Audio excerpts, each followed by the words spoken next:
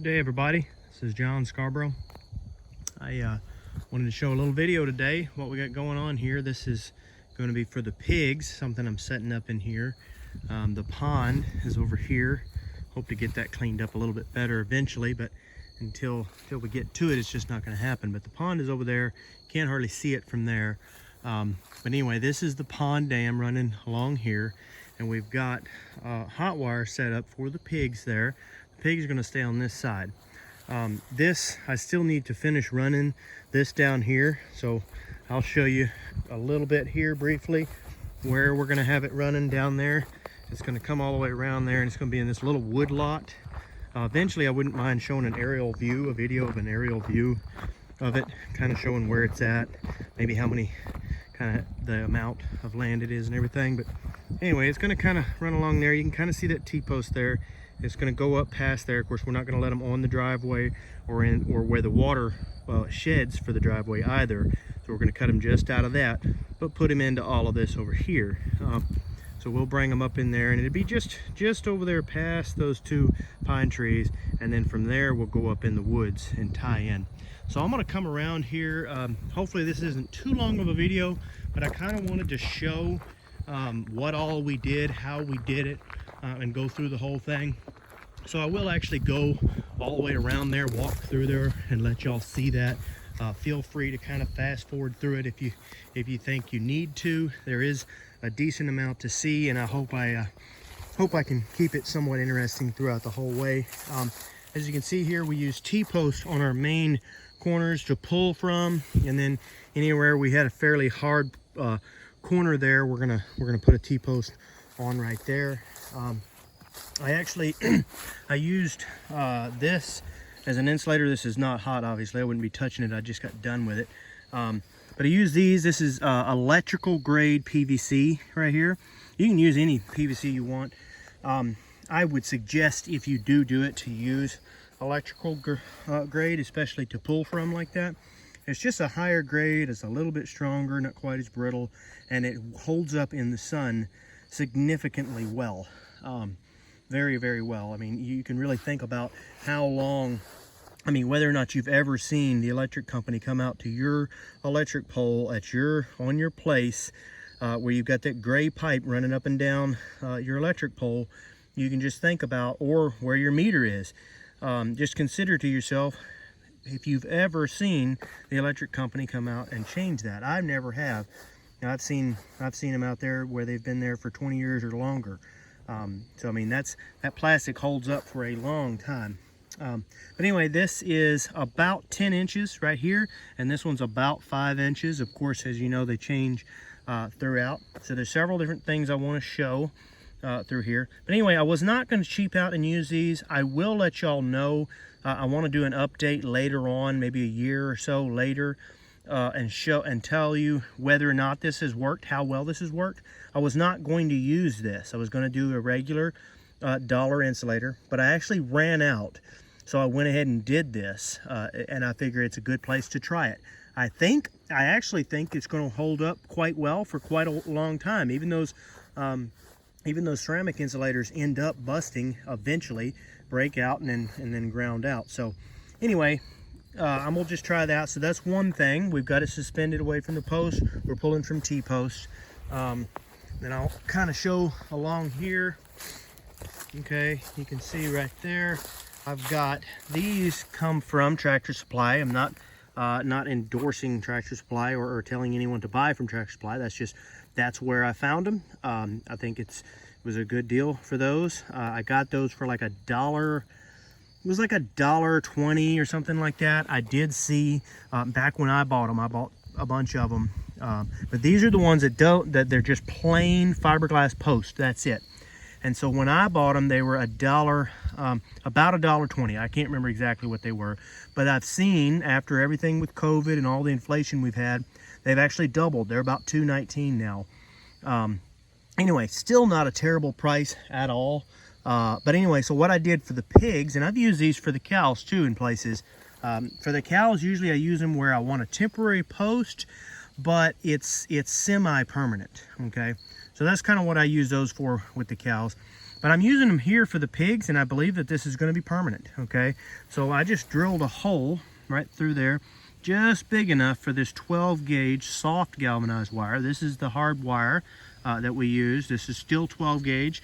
I say if you're going to do an electric fence, just do the 12 gauge. If you either do your temporary wire or you do your 12 gauge. That's just my opinion.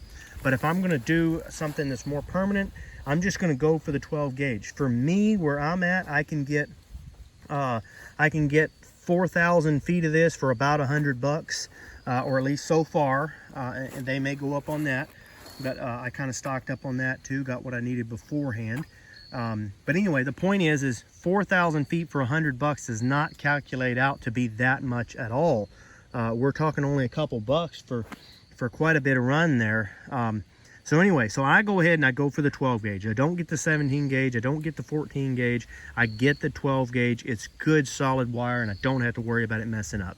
And then I get the 12 gauge soft galvanized wire. I drill a hole just big enough for it right through that post. This post is only about 3/8 of an inch, so you want to be careful. But if you go right through the center of that, you can stick the wire in there, and then you wrap the other side all the way around that post a couple times. And by wrapping that, you kind of help strengthen that weakness that you've created when you drilled that hole through. You'd probably actually be better to wrap on both sides, but I've never had an issue out of this. I've been drilling holes like this now for a couple years, and I have not seen any issues out of it. I've even had deer hit them so hard that it completely unbends that, which is one reason why I don't tie them to these posts. I just bend it. I just bend it over like that. But I had a deer hit it a couple times, and it never damaged the post. I've never had any issues. So you may have a different experience, but so far, even that little bitty post right there with that hole drilled through it, never had any issues. That works great for me. I love it. I cut these posts in half. So for me, I mean, we're talking less than $1 for me, but somebody else, if they buy them now, you're talking about like $1.10, you know, a post if you cut them in half like that for pigs. You know, that's not very much money for a post. Plus whatever you're paying for your little wire right there.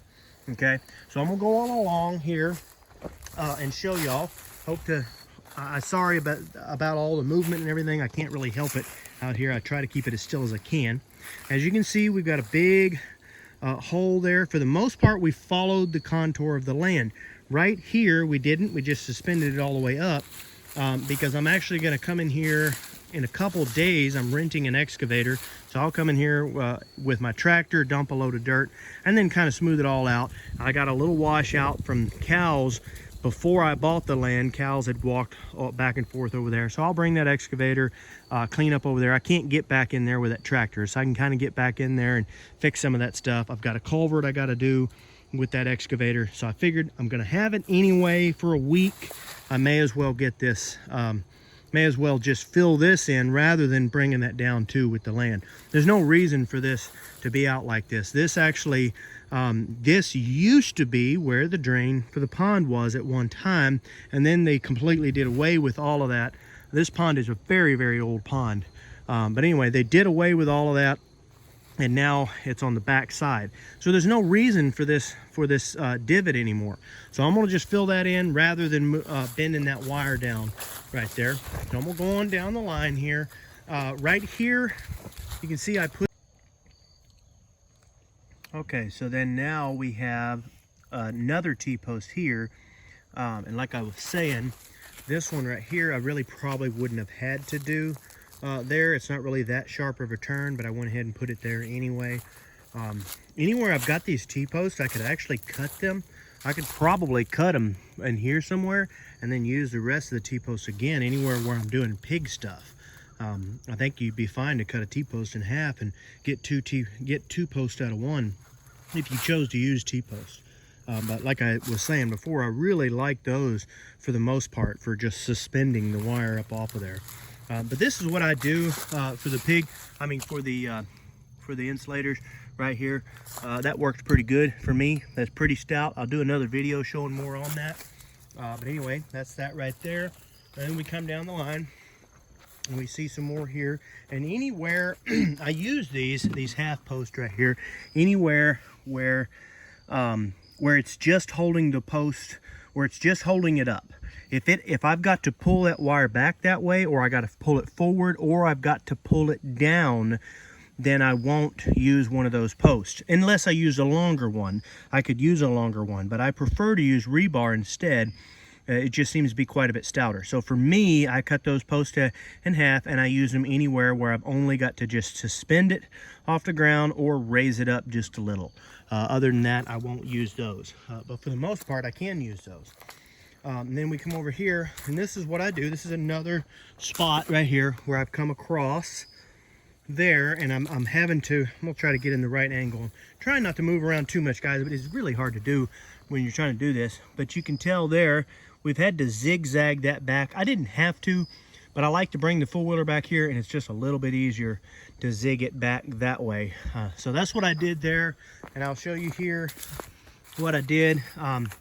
This is about the cheapest fence post that I've come up with, is this design right here. But I'll go into another video showing more how I did that and everything. I mean, you can pretty much tell what I did there. But anyway, I did put those on top of any of the rebar, just a chunk of wood with a hole drilled in it, just to keep it safe if anybody were to trip and fall, you know, it doesn't run through you. But anyway, so I use these, the harder, tougher rebar. That's about a 40-inch rebar driven down into the ground, pretty good bit. I've got it to where I can put my, got it to the height set to where I can put my 5-inch wire, my 10-inch wire, and then I can also put a 16-inch wire if I wanted to. So I did that right there, and that works pretty good. Anywhere where you want to pull down or anything like that, I've got those. So I'm gonna come on back, and I'm gonna just kind of run it through here and show y'all some of this. If y'all want to fast forward, you can. That's fine. I'm gonna try to just kind of walk around the whole place. I've showed most of the different styles here that I've got. Try to make this as informative as I can. And here's another little spot coming up here that I should have used a rebar post right there. So you can tell that that spot right there, and I'll come back and put a rebar in there. That was kind of a low spot. I had to pull that wire down, and we drove one of those posts, and you can see how long that post is right there when I pull it up out of there. I mean, that's the bottom. I can get my finger in the shot. That's the bottom right there, and then obviously that's the top. So those work great if you're not having to put any downward pressure on it. But as soon as you get downward pressure, now I have taken and use a full length one of these posts, and it usually works good. Or even if you're really trying to do it, you can take a full length fiberglass post and drop it in at an angle, and that works good too. I just prefer to use the rebar. Like I said in the previous video, the rebar is actually one of the cheapest posts that I've ever used. And then of course I did do this right here. I don't really like this. This is not really my preferred method, nailing to a tree. There are a few trees I did it in. Most of the trees that I did it on I'm going to end up cutting out of the way anyway. The wire is going right through where that tree is. The plan is to cut that tree down in the long run. So I had to get it off the tree somehow anyway, and I'm not worried about damaging the tree because I'm going to cut it down anyway. So I did go ahead and do that. I don't actually think it would be a big problem as far as damaging the tree. The main thing is I don't have the wire to where it can grow into the tree. A lot of people you'll see with the barbed wire, they'll take that barbed wire and put it right up against that tree. That's the main thing. You don't want to put any metal right up against there. Then it will grow into there. As long as you've got it away from there and you've got something away from there, then it's going to work out just fine, and you're not going to have to worry about it. This is some more of that PVC just cut with like 45-degree angles there and then driven in just fine. That works some more. That works pretty good too. I'll do another video talking about a little bit more detail about those different types of insulators. But anyway, then we got nice straight runs, so we're able to just use those posts just to get them up off the ground. Then we come back over here, and we did use another tree. Like I said, not a big fan of using the tree, but that's a tree. I'm not so sure what I'm going to do with it. I'm considering cutting it and using it for a mushroom log in the future. I don't know for sure just yet. Anyway, I did go ahead and use my trees back in here in this case. So Anyway, not sure why, it's just kind of how it worked out. But down in here is another good example. I'm gonna try to back up and show y'all that that's another good example for where I like those those little bit more rigid posts, those rebar posts. Back over there, that's another T-post. There's a lot of pressure on there, so I use a T-post on that one. But I'll show you these rebar posts here. You know, we drop them down. They're pulling back. They're pulling back like that, and they're also pulling down. And I actually only needed one to get the right height on the wire, but I used two because there's so much pull on that. So I just went ahead and used two. Probably didn't need to, but I did anyway, and worked out pretty good. So anyway, that looks pretty good. I like that. And then we've got another set of these insulators. So like I said, I've got several places. I used some soft galvanized wire to tie that in. I didn't have any of the hard galvanized close to me when I tied all it together. But either way, both ways work good. But I powered all that up and tied it in together. But I used enough of these different types of things for insulators. I really should have some good reviews on that later on. And that's all the PVC I'm using is all of the electrical grade PVC. A little bit more expensive, but when you're just using a little bit like that, it's not all that bad. And then down in here, we'll kind of, well, let's just back out over in here this way. I don't know if you can see the angle there or not. You can kind of tell it's a decent little low slope up and down there. There's a lot more. You have to worry a lot more about angles and drops and divots when you're doing fencing for sheep, goats, and pigs. For smaller livestock, you really have to worry more about it. So you can see here, like a lot of this stuff, you would never have to worry about these little places. I would never have to have posts in here. And I've gained a lot of respect for people that have built fences for pigs like this, electric fences. You know, you see them and you don't realize just all the little spots. It's not a big job. It's just little spots, things that it's a different ball game. You know, you're playing a little bit of a different game when you're building this fence for the pigs, you know. So anyway, there you can see I used another metal post there. Worked out really good. We're gonna keep on coming around, kind of try to speed the process up. I know I'm bumping around, guys. It's really bumpy out here. There's another tree. We went to the tree. I'm planning on, with these trees, a lot of these trees out here, these smaller ones, I actually use these trees on purpose. These that are from here all the way through. I use these because I want to experiment with something. I'm going to have pigs on this side, and I'm probably going to graze sheep on this side every now and then. I don't want to let the cows in here because the pond's over there, and I just don't really want to do that if I don't have to, you know. So I want to be able to put the sheep in here every now and then just to help keep this spot clean. And then other than that, we can walk through it. So what my thought is I want to experiment. I want to coppice these. And what that means, when you coppice a tree, that means you cut it off at a certain height. So I want to try cutting it off at a nice height to where sheep, goats, and pigs can get to the foliage there, but yet it's low enough to the ground. I mean, it's still high enough that it won't die, okay? But low enough that that they can get to the forage. I'll probably want to do it just high enough to where they don't quite get out all the forage. And what I want to experiment with, I want to see if I can use it as a good source of feed, an extra feed for the animals that are in here. But B, can I use it as a way, as a management tool to keep that post, to use that tree as a post. It's a nice post that will never rot because it's still alive, but yet I don't have to worry about it growing out really fast because I've coppiced it, and the animals are pulling the energy off of it as it's coming. So my hypothesis here is that by doing that and feeding the animals with it, we're feeding the animals, and then we're also taking a post and not letting it continue to grow and get bigger in diameter because it's able to put all of its energy. I don't know for sure if it will work. I just want to try it out and see. So anyway, that's just something else we're trying there. So we're going to move on down the line here. Kind of try to get at a good angle there. Y'all can see that.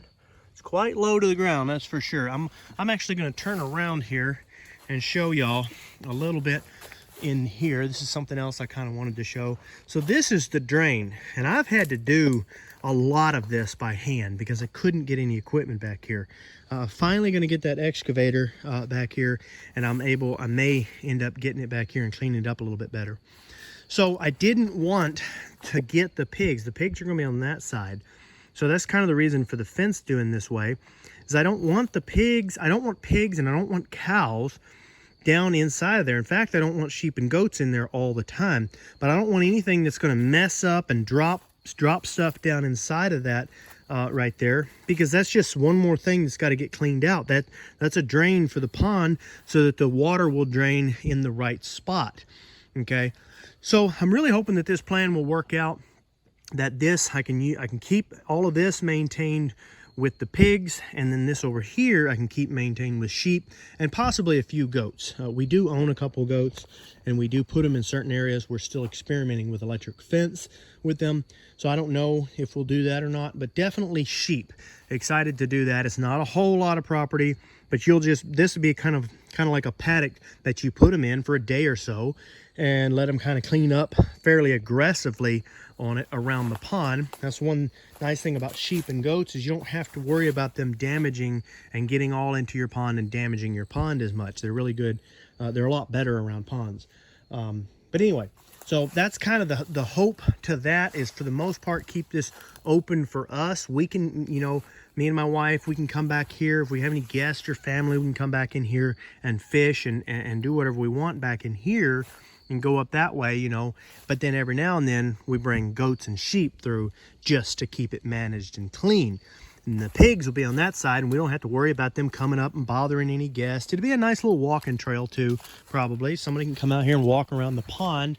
Not that I'm worried about them being out with the pigs or anything, but it's just kind of nice to think that you've got a little area that you don't have to worry about the pigs being into. Anyway, I would have probably put the pigs in here, but I've raised pigs before, but I've never tried to raise them on a pond, and a lot of people tell me that they will swim that pond. So I decided I just didn't really want to have to fool with that, So anyway, we're going to keep walking down the line here, trying to keep it from being too shaky. Like you can see here, everywhere where you're just suspending up, those posts right there, those fiberglass posts, they work quite excellent. Here's another spot. We got a T-post. That's a pretty good pull, pretty good corner.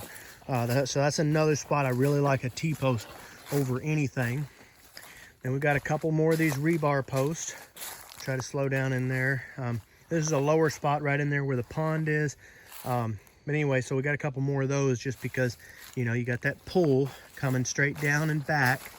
And we're kind of coming to the end of this line here. We're already at 14 minutes, so this is going to be a drug out video, guys. I do hope y'all don't mind. Sometimes you kind of have to just to get all of it. Anyway, I'm going to come up to the end, and we're going to have a little change here, and you're going to be able to see some new stuff. So I'll show you right here. This is where I've tied off to, okay? That's our perimeter fence right there, okay? This is more PVC. That's a 6-inch run. I pulled that out from the fence so that I wouldn't have to worry about that. Don't laugh too much about my messy tie off there. Kind of hard to know exactly how to tie off to that, but anyway, it worked out good, and I will tell you that is super solid. I mean, I cannot make that go anywhere. So it is super solid for sure. I'm gonna kind of go back over here a little bit. You can tell there I put in some of this hardwire down here back in the back there, just because that's kind of a bad spot in there. Anyway, I went ahead and put that in there, but you can see there where the way we got across that pond. This is some more PVC. Now this was a little bit more on the expensive side, what I did here. That definitely costs a little bit more money. That's about $70 in PVC. I didn't necessarily have to do that. I could have just stretched this all the way across the pond, and it may not have ever been a problem. But sure as I did, I knew that sometime eventually, you know, the water would end up touching it. It would sag just a little, something would happen and it would touch the water. Or even worst case scenario, I'd be out in there in my boat fishing. I'd have my back to it and I'd just float right into it. And I'd probably get popped worse than I've ever been popped before. And we've got a charger hooked to this fence that's a 12 joule charger. So I really don't want to get popped, especially not sitting down in a pond. So to me, that was worth the $70 for that. The key on this is don't put your tension on the pipe. Let your pipe free float. Okay, you can still tie it off to your tree or whatever. I may end up tying it off. I do have it tied off on that other end. I probably won't have to on this end. But the key is to let your wire suspended up off the pond. Don't put any pressure on that.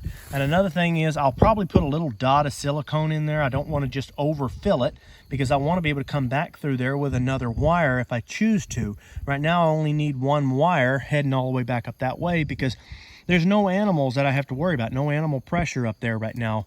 For right now, I haven't had any animal pressure on that. So I only need one wire, but I want to be able to get as many wires as I ever want through there, you know. So I'll just put a little dot of silicone in there on both sides. I don't have to. It's obviously not going to ground out with that water if it did fill up with water, because the water is not in contact with the ground, but it still will cause this to start to corrode and eventually rust away. So I will put a little dot of silicone on each side for that. Something easy to cut out. Okay, so I'm gonna keep going here. Don't want to talk forever. Come around here and show y'all what I did here. So this is a fence that I worked really hard on getting cleaned out. It looks like somebody built it around trees. It's a really small stretch here. It just goes right up to that corner there. Ideally, it needs to be rebuilt. So I went ahead and suspended all of this 6 inches away from the fence. That way I didn't have to tie to every T-post. Whether or not that was the right decision, I don't know. It is what I did, and I do think it will work. I will move some of these barbed wires around in the back there. But so far, I think that works pretty good, even with that. And you can see even there, I suspended that, you know, tied that up right there. And that ain't going nowhere. It does work really good. So we're gonna walk back some more. We're not gonna, you know, we don't want to draw this video out too much. I will make another video on all these different insulators, kind of showing y'all how I did it and what I'm gonna do. But like I said, I pulled this out from the fence so that we wouldn't have to worry about it. I'm probably going to tear this fence out later in the long run and rebuild the fence. So anyway, didn't want to have to mess with that right now. Really didn't have time to mess with it right now. So I'm going to keep walking forward. If you want, you can probably fast forward this video all the way up to the point where you see me at the corner. That way you won't have to worry about it. Let's see here. You can see there, I did that on the tree.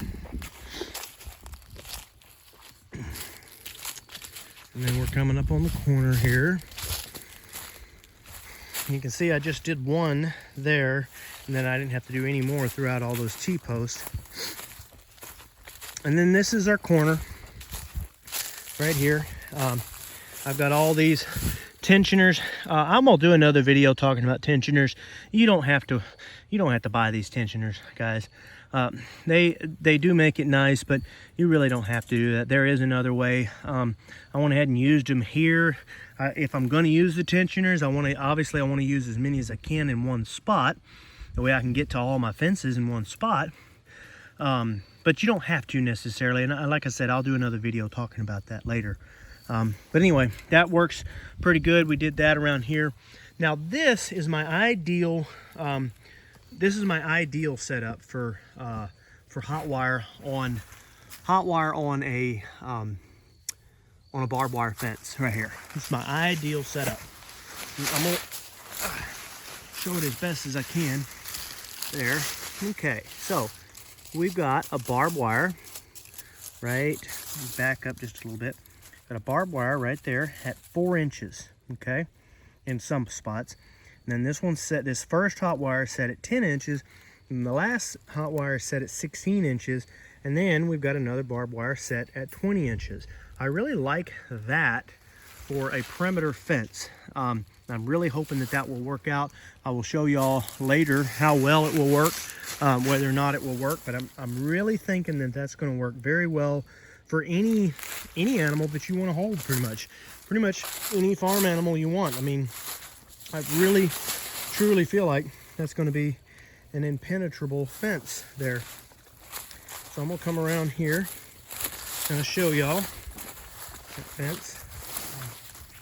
Sun's kind of, the glare is kind of getting in there. Hopefully y'all can see that real well. And I'm trying my best not to shake too much. And then here's another area we're gonna have to do something under there. Water drains through under there, so we'll do something. I'm not sure just yet. Probably will make another video to show that. But anyway, so you can see here, we'll try to get down in here. You can really see how impenetrable that is. My dog has never been exposed to hot wire. Well, I'm sure she has. I mean, I do hot wire, but she's never been held in by hot wire. And when I put this fence up, she could not figure out how to get through. She knew not to get through that.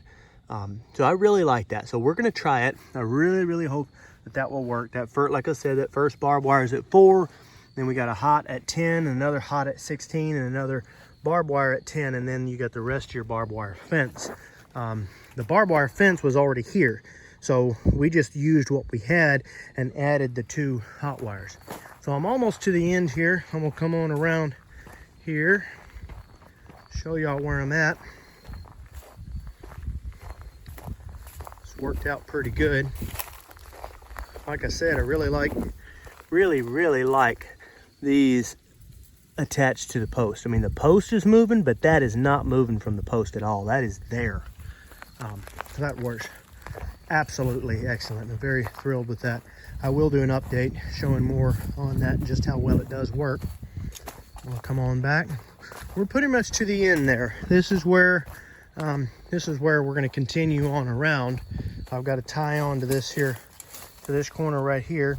And where we're at, I've had to pull all my wire from right here. Every bit of my wire for this whole fence had to pull right here because I couldn't get a full wheel or anything back in here. But been having to just truck everything back through it. And you can see how steep some of that is that I'm having to walk up and down.